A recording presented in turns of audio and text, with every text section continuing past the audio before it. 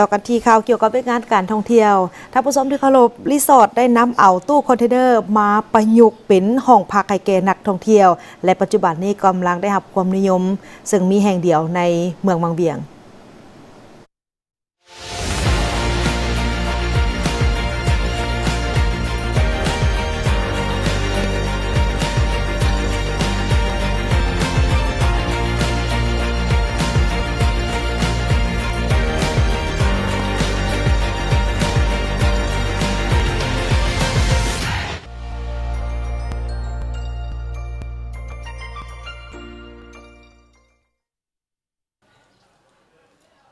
ภาพที่ท่านชมอยู่นี่แมนกองรีสอร์ท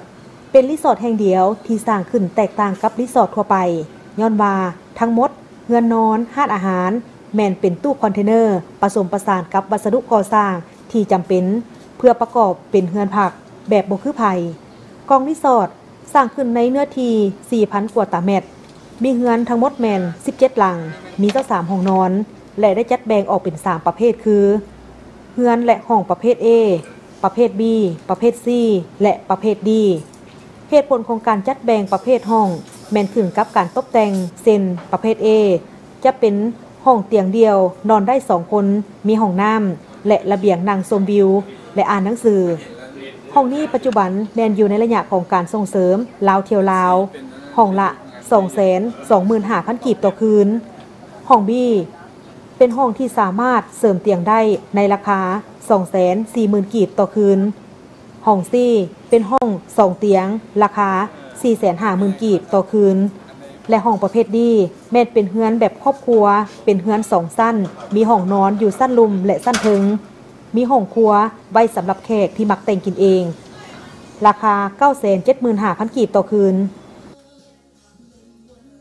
รีสอร์ทอาจจะใช้ตู้คอนเทนเนอร์มีเป็นห้องพักกับบริเวณห้องอาหารเกี่ยวกับทุก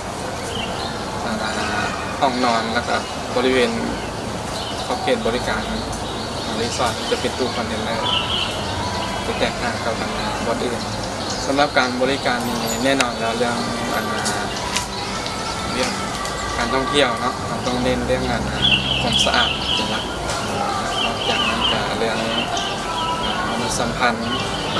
ความซื่อสัตย์ความจริงใจต่อลูกค้าเรื่องมาทิวทัศน์หรือบรรยากาศของรีสอร์ท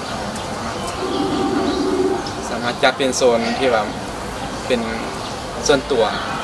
ของไทยของเราแล้วก็ได้สับปนคนเลยกันหลายอย่างเอาสั้นสบายเป็นเฉพาะเป็นเอกลักษณ์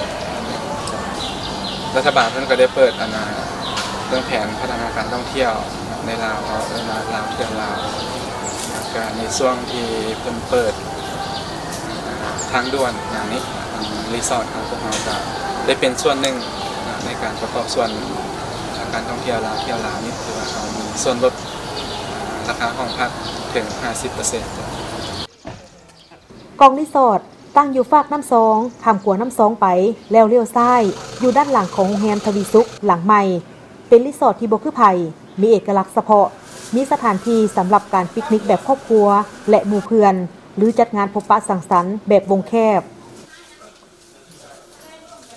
กองรีสอร์ทนี่เป็นบอลที่แบบส่วนตัวเขาเลยเขาจะมีห้องมีหลายห้องแต่ว่าจะมีห้องใหญ่เพื่อแบบมาหลายคนสะดวกสบายเขาก็อยู่กันเองไม่ต้องไปข้างนอกกับคนอื่นหลายสำหรับคนที่มาส่วนตัวแตกต่างเพราะเรื่องนี้มาหมู่หลายคนแล้วก็บรรยากาศที่นี่ก็เปลี่ยนหลายสิ่งหลายอย่างก็พัฒนาขึ้นส่วนมากกองรีสอร์ทมาเชื่อจะมีบอกเลยว่าโดยเขาได้มาเพื่อทำอีกเจ้าคักบอกมันคักแล้วอันนี้เพิ่นสามารถให้แต่งกินเองได้โดยไปแล้วยี่นี่มีเครื่องอุปกรณ์จานถ้วยบวงให้เขาเองมีแต่เขาออกมาแล้วมาเองคือราคาดิราคาเขาบ่แพงครับว่าเป็นส่วนตัวโดยส่วนตัวที่เป็นห้องคือเพื่อนเขาเองเลยกองรีสอร์ทกำลังเป็นสถานที่พักผ่อนที่นักท่องเที่ยวทางภายในและต่างประเทศให้ความนิยมย้อนมีความเป็นส่วนตัวการบริการที่ดีและการออกแบบที่สร้างความประทับใจให้แก่ผู้มาพักเซา